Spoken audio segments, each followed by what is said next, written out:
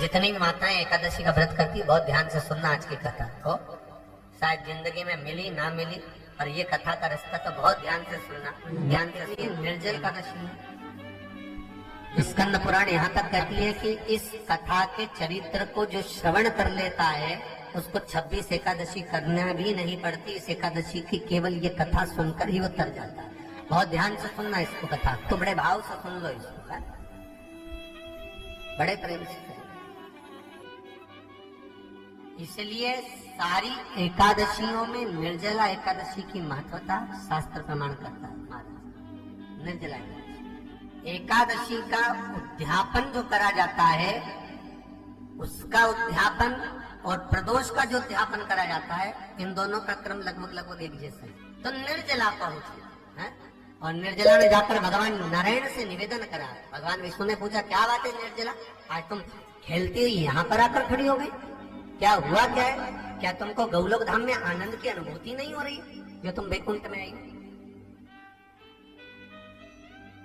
निर्जला घूमती घूमती भगवान के सम्मुख में पहुंच गई। भगवान पूछ रहे हैं, बार बार पूछा, निर्जला हुआ क्या तुमको?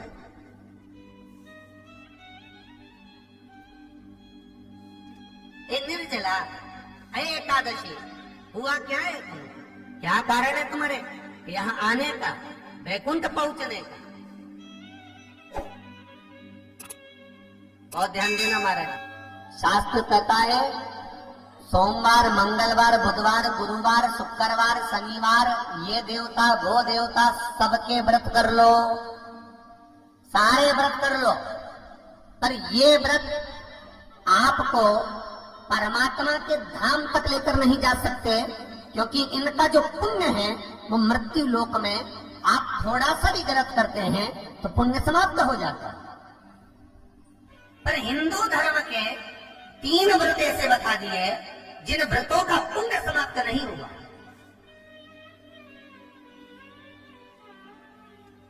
हिंदू धर्म के 3 व्रत ऐसे हो गए जिनका पुण्य समाप्त नहीं हुआ महाराज, जिनका पुण्य प्रबलता में बढ़ता गया।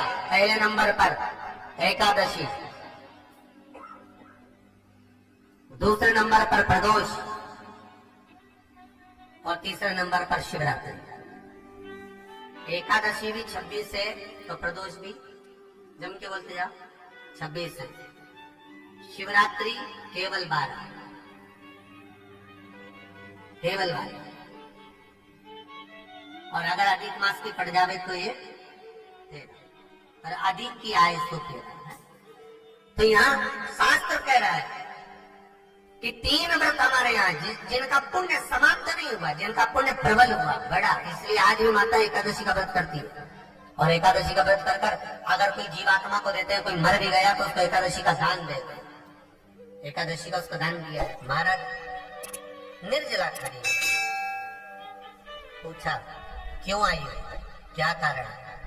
निर्जला आई तब लक्ष्मी मैया उठकर निर्जला के करीब में गई। निर्जला बहुत सरल थी निर्जला। कहते हैं कामा एकादशी सबसे लंबी है। कौन सी एकादशी? कामा। फिर मोक्षदा उससे नीची है महाराज, और निर्जला जो है बिल्कुल छोटा स्वरूप है। निर्जला का मतलब देखा जाए तो केवल 2 चोटी करी हुई है। मस्तक पर भोर लगा हुआ है निर्जला के, माथे पर बिंदी लगी हुई है निर्जला के, सुंदर गले में तुलसी की मालाएं पहनी है निर्जला, हाथ में जो हाथ फूल जैसी माताएं पहले पहनती थी, आपको ध्यान में होगा, ऐसा बड़ा फूल होता था, अंगूठियां पड़ी होती थी, हाथ में ऐसा लगा रहता। तो निर्जला हाथ फूल भी तुलसी के धारण करी, बड़ा सुंदर स्वरूप है माता निर्जला का महाराज। छोटी है तो माता लक्ष्मी उनके पास में गई और निर्जला से जाकर पूछा, निर्जला तेरे आने का कारण क्या है, तू बता। नारायण आपसे पूछ रहे हैं कि क्यों आई हो, किस लिए आई हो, क्या है तुम्हारे आने का कारण?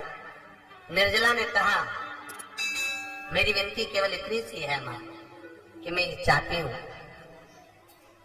कि मैं जीव के प्राण छूटने के बाद उसके प्राणों को जिस समय मैं लेकर जीवात्मा के प्राणों को परमात्मा तक भेजूं, वैकुंठ तक भेजूं, गौलोक धाम तक भेजूं, उस बीच में मुझे ले जाते समय कई नरक भी बीच में पड़ेंगे, कई स्थान ऐसे बैतरणी आदि स्थान बीच में आएंगे, तो वो स्थान में मुझे रोका ना जाए, मैं सीधे भगवान के धाम पहुंच जाऊं। ऐसी कृपा, ऐसी दया।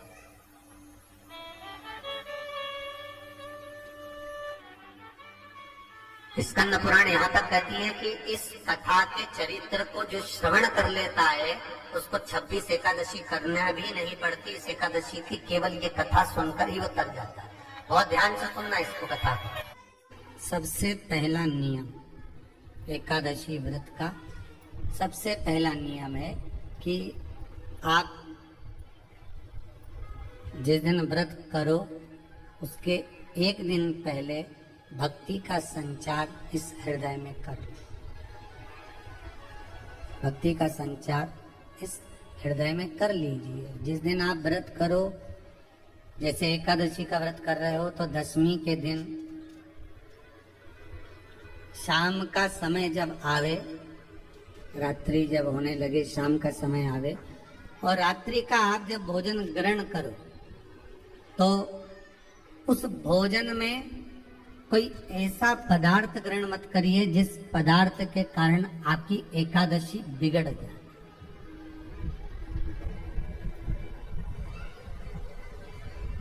कोई बेकार भोजन में ग्रहण नहीं करना, श्रेष्ठ भोजन ग्रहण करिए दशमी। और एकादशी का दूसरा नियम बहुत ध्यान से सुनिएगा। जिस दिन आपकी एकादशी का व्रत हो उस दिन प्रयास करिएगा कि अपने हाथ से किसी भी वृक्ष की कोई पत्ती टूटे ना। अपने हाथ से किसी भी वृक्ष की, पौधे की, किसी भी वृक्ष की पत्ती अपने हाथ से ना टूटे।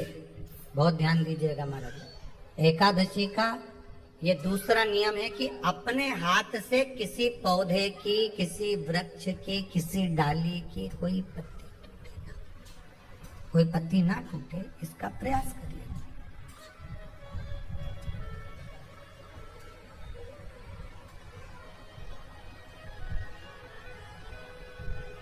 कितना सुंदर व्याख्यान कहा है, कितना सुंदर वर्णन है महाराज कि मात्र एकादशी का व्रत कर लेने पर, मात्र एकादशी का व्रत कर लेने पर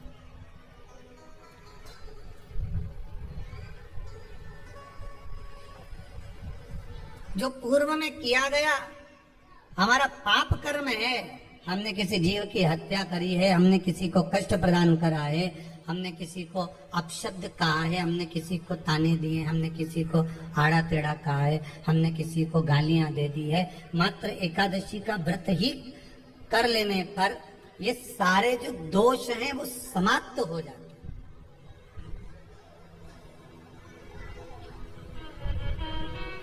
सारे दोष हमारे समाप्ति पर आ जाते हैं।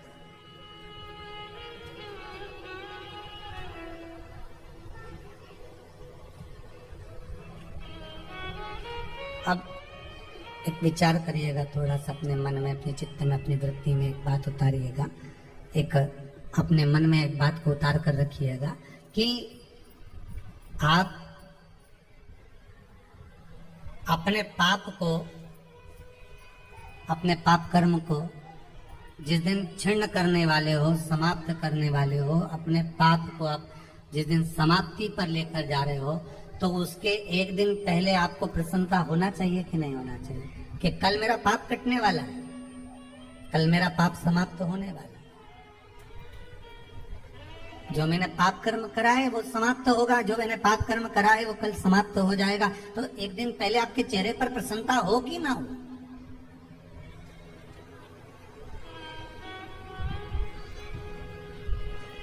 और चेहरे पर वो प्रसन्नता आपके आना चाहिए कि कल मेरा एकादशी का व्रत है, आज दशमी है, कल एकादशी का व्रत है, तो कल मेरी जब एकादशी का व्रत रहेगा तो मेरा ना जाने कितना कितना पाप, कितना असत्य, कितना झूठ, कितना प्रपंच वो समाप्त हो जाएगा। इसमें मुझे प्रसन्नता हो, इसमें मुझे आनंद हो।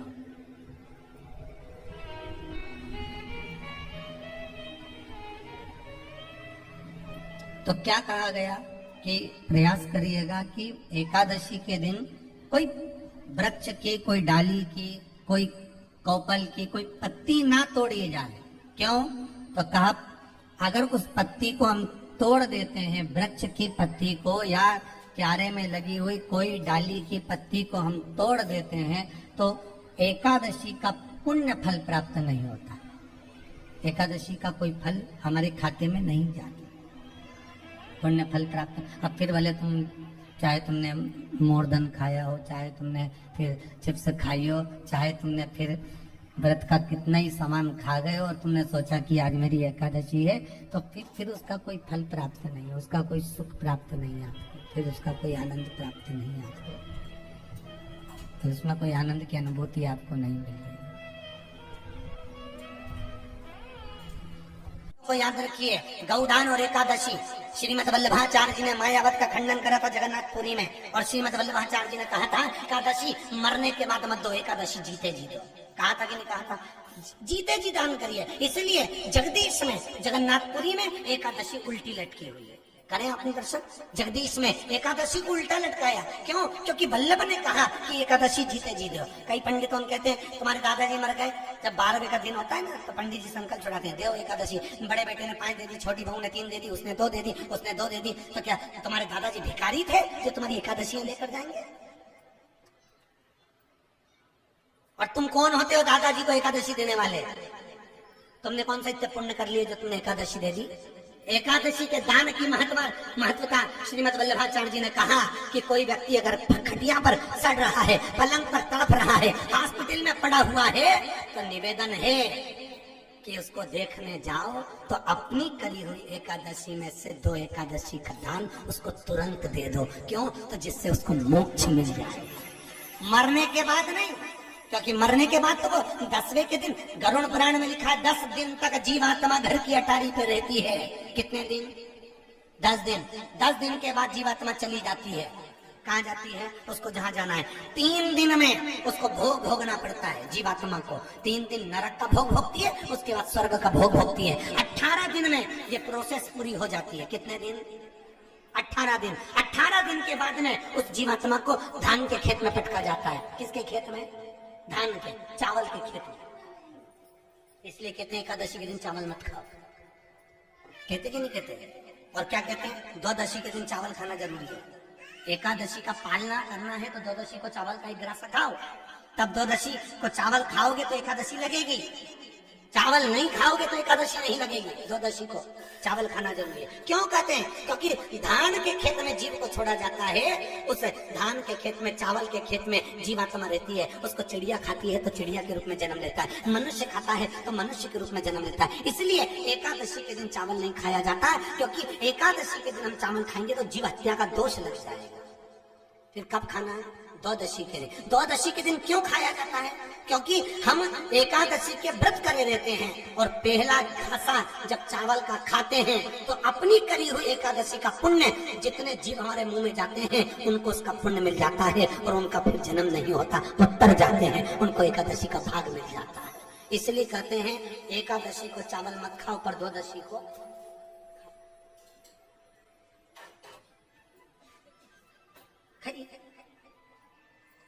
10 दिन तक जीवात्मा है। और आपने एकादशी कब जान दिया? बोलो जन के 12वें के दिन, 13वें के दिन आपने एकादशी का दान दिया, डेली उनको। अरे बोलो अच्छे से। कई तो अभी तक कर रही होगी, हमारे दादाजी के निमित्त की कर रहे, कर ले।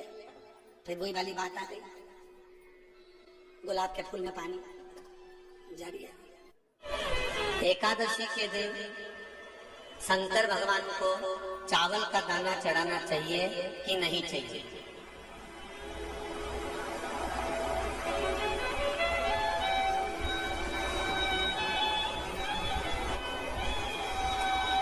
बीमार व्यक्ति से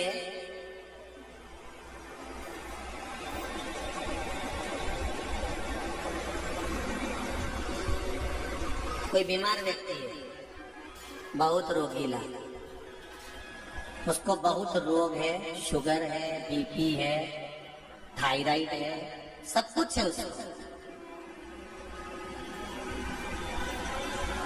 और वो रोगीला व्यक्ति जब डॉक्टर के पास जाकर पूछे, डॉक्टर साहब मेरी तबीयत ठीक नहीं रहती है, मैं बहुत कष्ट में रहती हूँ, बहुत तकलीफ है शरीर में,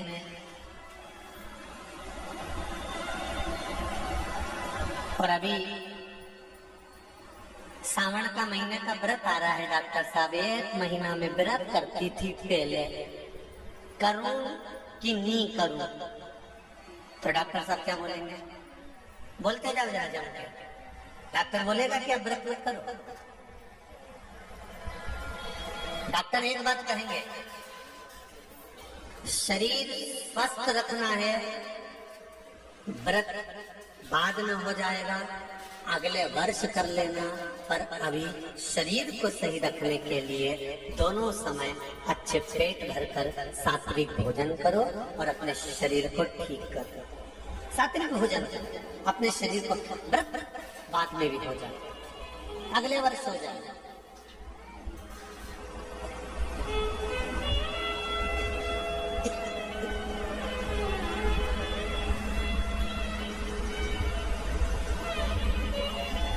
अभी तुम थोड़ा सवेरे 2 बिस्कुट ले लिया करो, सुबह नाश्ता ले लिया करो, भोजन ले लिया करो, फिर दोपहर में कुछ हल्का फुल्का लेकर थोड़ी थोड़ी देर में खाते रहना चाहिए हो।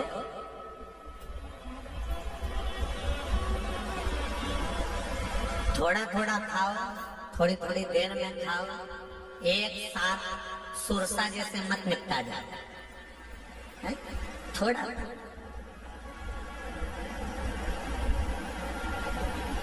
ज्यादा खाओगे और ज्यादा कमाओगे तो दूसरों को कष्ट नहीं होगा, कष्ट खुद को होगा।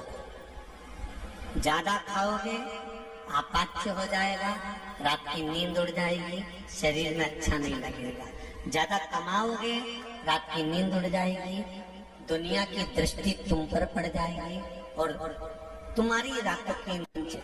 कमाओ भी उतना जितना खर्च कर सको और खाओ भी उतना जितना बचा सको, अति सर्वस्व वर्जन।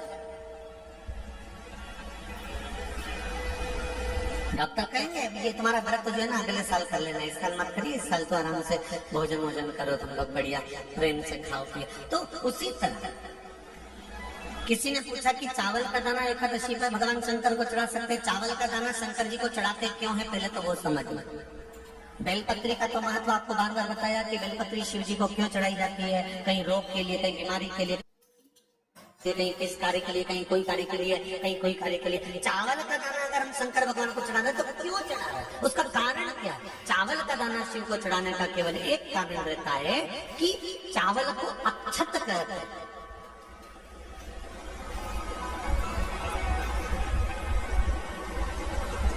अक्षत का मतलब होता है अक्षय।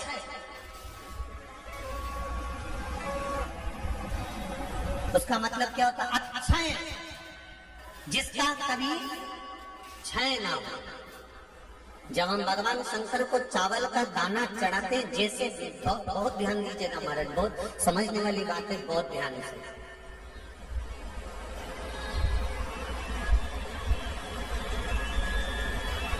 चावल का दाना हमारे मस्तक पर तिलक करने के बाद पंडित जी क्यों लगाते हैं कि भगवान जैसा समय आज चल रहा है, आप पूजन कर रहे हो, पाठ कर रहे हो, दान कर रहे हो, पुण्य कर रहे हो, सत्कर्म कर रहे हो, भजन कर रहे हो, मेरा देव अधिदेव महादेव, मेरा नारायण, मेरा सत्यनारायण भगवान, मेरा राम जी, मेरा विष्णु जी, मेरा भागवत मैया, मेरी रामायण मैया।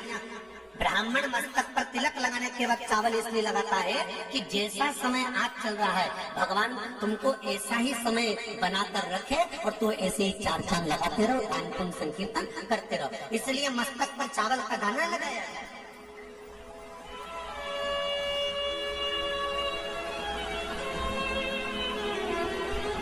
कोई मर जाता है, मरने के बाद जब तक पगड़ी नहीं होती तब तक माथे पर तिलक, चावल का दाना लगाया जाता है।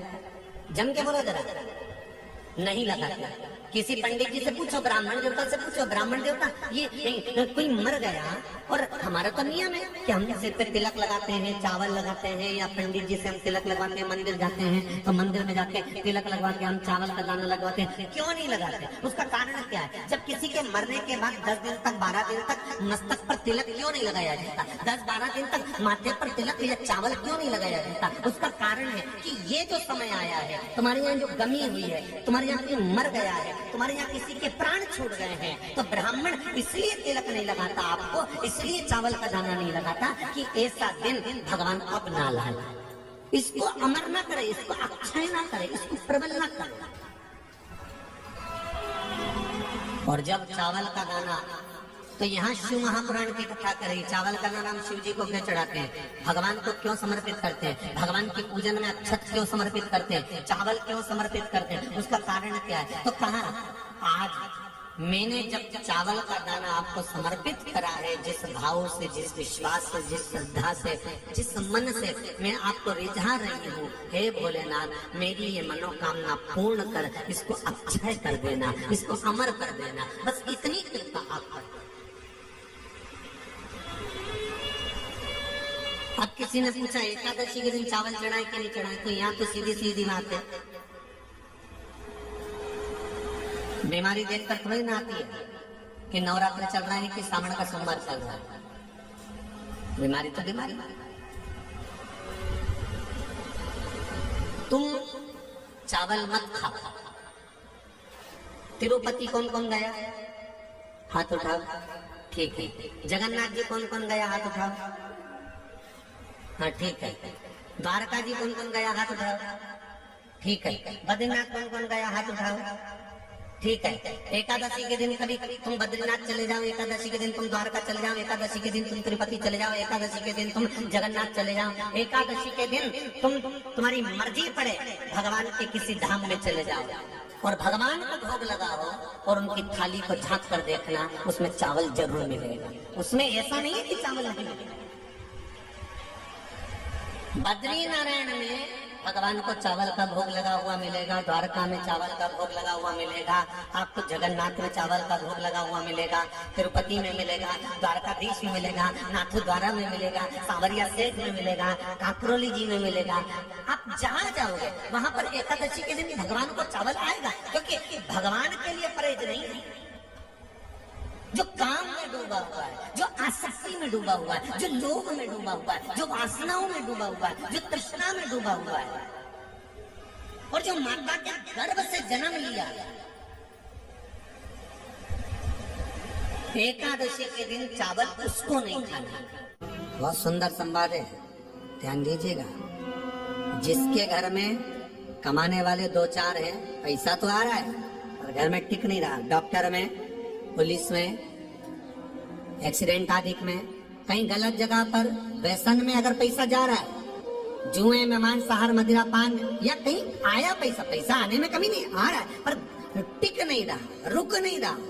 कोई मांगने आ गया, दे दिया, फिर वहां से अपने पास नहीं आ रहा, अपन कह रहा भैया हमारा पैसा लौटा दो, नहीं आ रहा। तो महाराज शिव महापुराण की कथा कहती है, एकादशी के दिन गंगा के जल में मात्र 7 बेलपत्री डालकर, जो नंदीश्वर भगवान अर्थात जो शंकर जी के शिवलिंग के सामने नंदी होता है, उस नंदी के चरण पर गंगा का जल चढ़ाकर बेलपत्री शिव पर समर्पित कर देता है, उसके घर में रुपया रुकना चालू हो जाता है। फिर वो गलत जगह पर नहीं जाता, गलत स्थान पर वो धन जाएगा ही नहीं। बेटा अगर व्यसन में पड़ा हुआ है, मदिरा पान में पड़ा हुआ है, मांसाहार में, जुए आदि में जा रहा है, तुम्हें लग रहा है कि मेरा बेटा गलत मार्ग पर जा रहा है, ये मित्र दोस्ती गलत हो रही है, वो सही जगह पर आ जाए, करना है एकादशी।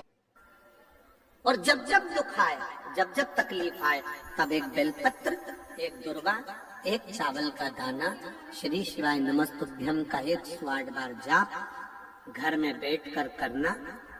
हाथ में एक बेलपत्र, एक दुर्वा, एक चावल का दाना रखकर अपने दिल से 108 बार श्री शिवाय नमस्तुभ्यम घर में बोलो, और अपना जो पानी का स्थान होता है, मटका, हंडा, परिंदा, जिसको आप क्या बोलते हो यहाँ हमें नहीं मालूम, उसका स्पर्श कराकर आपके घर के नजदीक में जो शंकर का मंदिर हो, उस शंकर के मंदिर में उत्तर की ओर मुख कर वो बेलपत्र, दुर्वा, चावल का दाना शिव जी पे समर्पित कर दो।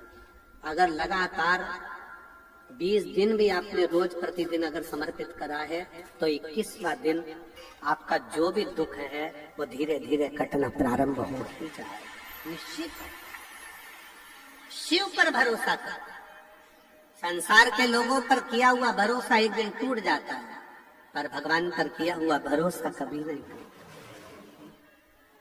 अर्चना पर शिवलिंग के लिए कहा गया है शिव पुराण में कि हाथ की हथेली पर शिवलिंग को रखकर देखना, आपका हाथ हथेली पर रखकर देखना, इस अंगूठे को खड़ा करना, बस इससे बड़ा शिवलिंग घर के अंदर ना हो। इससे जितने छोटा छोटा छोटा छोटा छोटा होगा वो आपके लिए श्रेष्ठ है। जितना बड़ा शिवलिंग होता है उसको उतनी पूजन की जरूरत पड़ती है। जितना छोटा होता है, आप उसको कहीं जा रहे हो 6 महीने के लिए, 4 महीने के लिए, 15 दिन के लिए, 7 दिन रजस्वला धर्म के हो गए, कहीं जाना पड़ गया, घर में पूजन कौन करेगा? तो जो शिवलिंग है तुम्हारा छोटे से छोटा, उस पर एक चावल, एक बेलपत्री रखकर चले जाओ। बाकी का कुछ मत करो, आप बस वो रखकर चले जाओ। फिर 6 साल, 10 साल, 15 साल बाद भी अगर आप आओगे तो शंकर कभी बद्दुआ नहीं देंगे, शंकर दुआ ही देंगे। आपको लग रहा है कि 2 दिन के अंदर मेरा रजो धर्म आएगा, मेरा रजस्वला हो जाऊंगी, मेरे मंदिर में पूजन कौन करेगा? शंकर जी को जल कौन चढ़ाएगा? शंकर जी की आराधना कौन करेगा? मैं जा रही हूँ यहाँ से दूसरी जगह पर, 3-4 महीने में आऊंगी, घर में बहू अगर पूजन नहीं करेगी तो मेरे शंकर जी का क्या होगा? तुम्हारे घर में छोटा सा शंकर का शिवलिंग है तो उस पे एक चावल का दाना और एक बेलपत्री चढ़ाकर चलेगा।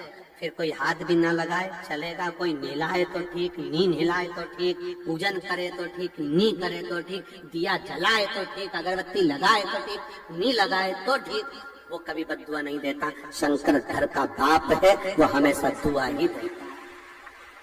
शिवलिंग में भेद नहीं, छोटे से छोटा, जितना छोटा शिवलिंग होगा, शिवलिंग की आकृति जितनी छोटी होगी घर के अंदर, उतना सुख देता, उतना आनंद।